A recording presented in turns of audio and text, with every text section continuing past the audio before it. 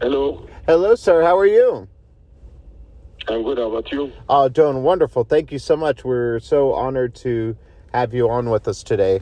Of course, we're Oh, please. yes, it's a wonderful time of year, this award season, because we always get the best movies, and this is no exception. This is such a beautiful film, and you must be thrilled just with all the great response to the film. Honestly, it was a huge relief because we put so much work. Those movies, are like beast monsters, and I made. Let's say that I made a lot of promises. I kept saying to the people who saw part one, I said, "Yeah, but wait, because the main course will be part two, and I promise you that I will complete the adaptation." And I had made a lot of promises, and to feel that people responded well and received the movie with so much warmth, and the movie was celebrated like that. It means it's a, as a filmmaker, is like at the end of the day, you want to be in relationship with the audience. You want to and as a storyteller, yeah, it's really rewarding.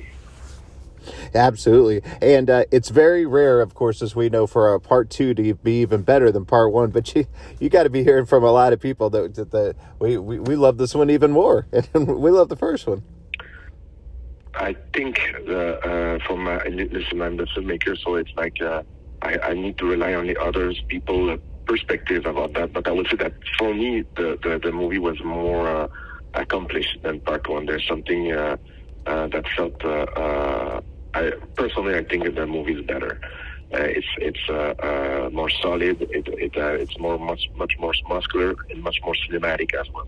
hmm Well, and of course, the scope of it is just incredible. I mean, I can't imagine what it took. Like, are you even quite sure the exact number of like how many people worked on the film and how long it took? Because that's a lot of moving parts.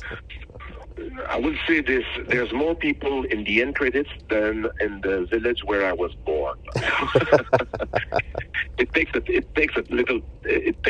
little town to make those movies. Yeah, it's a little army. It's a lot of very talented artists. I'm blessed. I work with a fantastic team of artists that helped me to bring my dreams to the screen. Absolutely. And do you have a particular memory from working on the set where you're just kind of looking around and just going, this is really working. This is exactly how I envisioned it. I would say that feeling I had it almost on a daily basis. Again, there's no place for improvisation in those movies. Everything was carefully planned, and I'm working again with one of the best, if not the best, production designer in the business, Patrice Vermat. So things were like I knew when I was walking on set that how it would look like and how it feels, and and again, the gods of the cinema were with us for the weather. So it went sincerely, it went really well weather-wise. Those movies, when you work in the desert, you pray for certain conditions, weather conditions, and we were blessed. Yeah. Absolutely. And of course, people have been looking up to you for years and just thinking, I'd love to do what you do, but you just make it look easy. And of course, the scope of this is incredible. What kind of advice do you give to filmmakers that want to follow in your footsteps? Hey boy, I will say when I did my first studio movie, I had the chance to have a long conversation with Martin Scorsese, and I asked him this question: "What would be your advice, sir? Please, I'm doing my first movie in Hollywood," and he said, "Try to stay intact." And what he meant by that is try to protect your identity, try to protect the integrity of your artistic vision. Don't let yourself corrupt by the outside. Stay true to yourself. And that was the thing I tried to cherish and protect all the way through. And that I will be my advice is to trust your intuitions. Absolutely, well said. My co-host in American football is Drew Pearson, one of our great football players, and we have a term called the Hail Mary, and he caught the Hail Mary. And of course, we kind of know that from pop culture now. But what would you say is your Hail Mary moment, that moment in your life or career where you just had to go for it and it worked out for you? I'm not familiar with the expression, but I will say that when I did my first movie, what I just mentioned, Prisoners, yes, where I thought that, in fact, the Hail Mary, what does it mean exactly? Sorry, I'm confused. Oh, no. So the Hail Mary is when in football where they throw the football just as far as they can, and it originally started because the guy who threw it said a Hail Mary prayer and just hoping it would work out, and it did. Thank you. I understand. But I will say this: doing Prisoners was a Hail Mary, because I went to Hollywood and I didn't know. For me, it was like a very exotic experience. I had no idea what to expect. I had heard all those stories about foreign filmmakers being crushed by the system and going back home. A bit like having lost a part of themselves. And I went there, and it had been one of the most beautiful experiences that I've ever had. So I will say that making my first film in Los Angeles was probably my Hail Mary. Absolutely. Well, part of that is that success mindset that you have to have, whether or not you're feeling it or not. And, a lot of us creative types, we're very hard on ourselves. So is there something that you tell yourself that keeps you on the right path even when things are hard?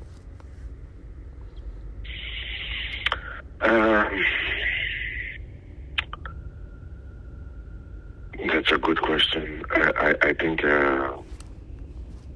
I go one day at a time. It's like as a filmmaker, it's I don't know how to answer your question honestly. Mm-hmm. It's one day at a time, one step at a time. I can. Those movies are so long, so a huge task that you have to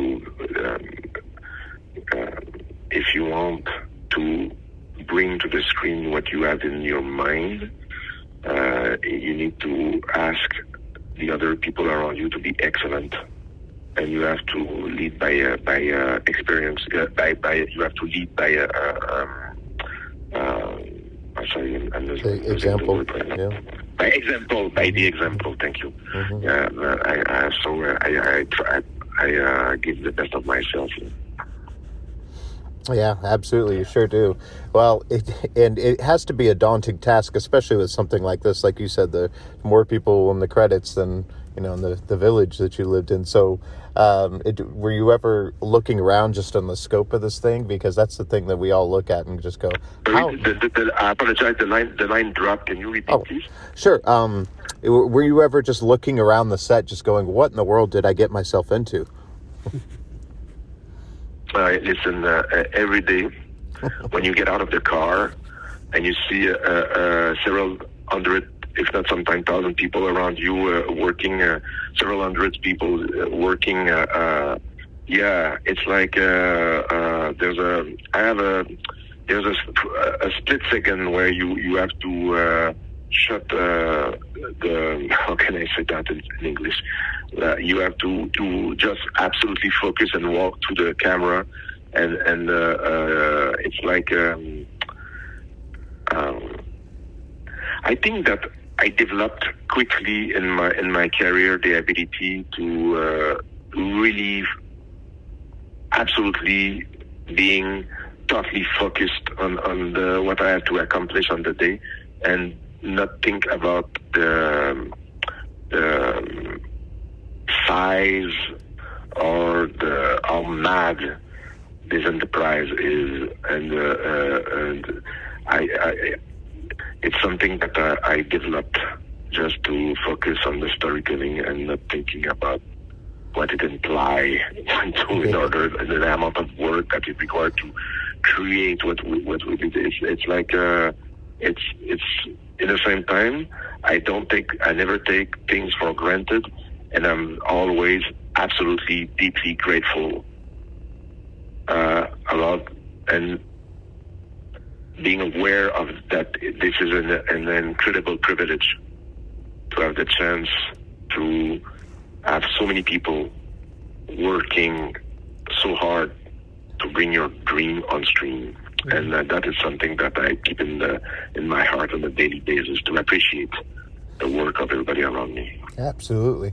Well, and then, of course, after this, the big question is, how in the world are you going to follow this one up? Like, what's next for you? But the thing is that I'm always shy to talk about what's next. Because the projects that I'm writing, they are still in the womb. They are not born yet. They are vulnerable. So I will say that, but I love to always try to add a level of difficulty to each project, trying to go in a territory that to push myself forward, to try to, I don't like to play safe. And I always put all my chips on the table. I don't create with a net under me. I love to go all in, and I think that creativity comes with risk, and that's the way I work. So I will say that my next project will definitely be more ambitious. It's not an ego thing. It's not about. It's just about creativity. Yeah, absolutely. Well, last thing, of course, you got to go through this whole award season process, and I know Josh Brolin just said, "Leave the country if you don't get nominated." This whole awards thing is kind of funny, isn't it? Josh is hilarious. I love his sense of humor. He's a close friend. I love him, and I laughed so loud when I said that to him. And then I wrote him back saying, "Hey man, it means that I will have the burden to find you a job." And we start to brainstorm what he could be good at. Would he be a good gardener, or could I don't know, is he a good cook? I don't know. I have to find something for him. Oh, I love it. Well, it's good to find some good humor and all that. But hey, we just wanted to say thank you so much for making this film. It was our favorites of the year. And my goodness, if everyone hasn't seen it on the big screen, you're ready to tell them they have to do it. And appreciate your time today and all your great insight, and look forward to talking to you again soon and seeing you at the awards. Thank you very much. It was nice talking to you. Take care. Hey, okay. Thank you. Bye-bye.